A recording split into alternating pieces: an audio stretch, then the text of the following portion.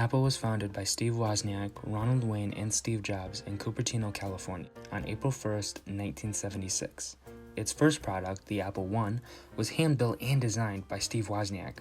It was later put on the market for $666.66, which would roughly be about $2,295 in today's money, adjusted for inflation. The company was later incorporated on January 3rd, 1977 by Jobs and Wozniak without Wayne. Wayne left the company only 12 days after co-founding it and sold his shares of 10% of Apple Computers to Jobs and Wozniak for only $800, a deal that has gone down in history as one of the worst. Today, those same shares would be worth about $94 billion. During Apple's first 5 years of operation, yearly sales skyrocketed from $775,000 to $118 million, averaging an annual growth rate of 533%. The Apple II was released in 1977, bringing next-gen visual graphics and functionality, the likes of which the public hadn't seen before. Apple was chosen by IBM to be the first desktop to run the new VisiCalc software. VisiCalc, released in 1979, was a spreadsheet program. It was the world's first killer application. In the business world, a killer application is a term used to define any software that is so desirable that it is the core value of a larger technology.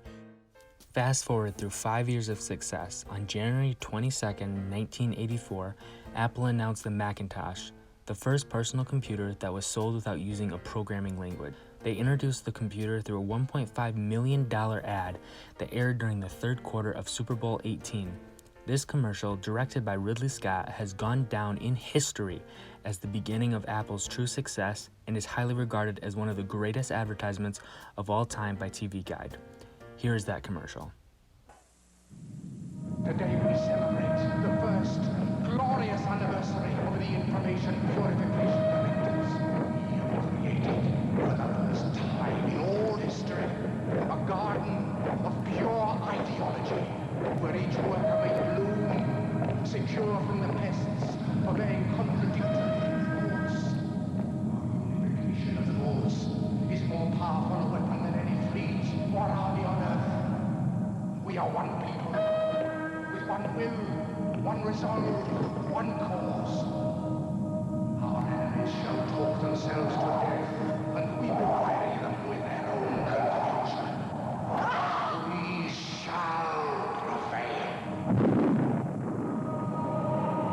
On January 24th, Apple Computer will introduce Macintosh. And you'll see why 1984 won't be like 1984. 3 months after the launch of Macintosh, sales started to decline due to Macintosh's slow speeds and its high price. This caused a feud between Steve Jobs and Apple CEO John Sculley.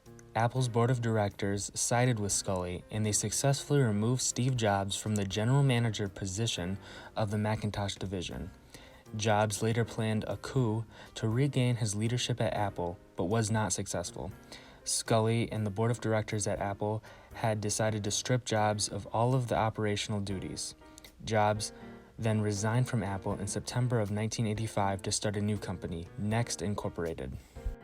With the release of the LaserWriter, the first reasonably priced PostScript printer, and new programs like PageMaker, one of the first modern desktop publishing applications, the sales of Macintosh started to steady out. After the departure of Jobs, the Macintosh product line underwent a few changes, including higher price points. With the Macintosh's high position in the desktop publishing world, thanks to programs like PageMaker, Apple was able to sell the Macintosh 2 at a 55% profit margin. However, later this backfired on them. With the release of clone programs on PC desktops that were once almost exclusive to the Macintosh, sales started to decline dramatically, and Apple lost its monopoly in this market. During Christmas of 1989, Apple had dropped 20% in their stock value. To combat these major losses, Apple experimented with digital cameras, portable CD audio players, speakers, and video consoles, all of which were very unsuccessful. Finally, in 1993, Michael Spindler replaces John Sculley as CEO of Apple. After many failed attempts to modernize Mac OS, Apple bought Next Incorporated in 1997 for not only its revolutionary operating system, but to get Steve Jobs back. On August 15th of 1998, Apple introduces the iMac. With brand new technology coupled with a refreshing design, Apple was able to sell 800,000 iMac units within its first 5 months. Later in 2000, Apple purchases SoundJam MP, which was later renamed iTunes. Then on October 23rd of 2001, Apple releases the iPod, the portable digital audio player. The iTunes Store was released along with the iPod, and it allowed users to purchase songs for only 99 cents, and within 2 years, iTunes became the largest music retailer in the world. In 2005, Apple announced its plans to release computers using Intel's processors.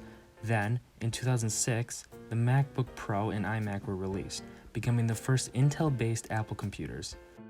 From 2003 to 2006, Apple's share prices increased dramatically, from $6 a share to an astounding $80 a share. During the January 9th, 2007 Macworld Expo, Jobs famously announced the iPhone, which sold 270,000 units during its first 30 hours of sales. After years of success with multiple devices such as the iPad and new iPod models, Steve Jobs resigned as CEO of Apple on August 24, 2011. In a statement, Jobs goes on to say he was taking time off to focus on his health. Steve Jobs later died on October 5th of 2011, bringing an end to an era for Apple. Tim Cook, or Tim Apple, becomes CEO of Apple. Apple is still receiving widespread success with the iPhone, Apple Watch, Mac, and iPad lines of products. How will Apple do in the future? Only time will tell.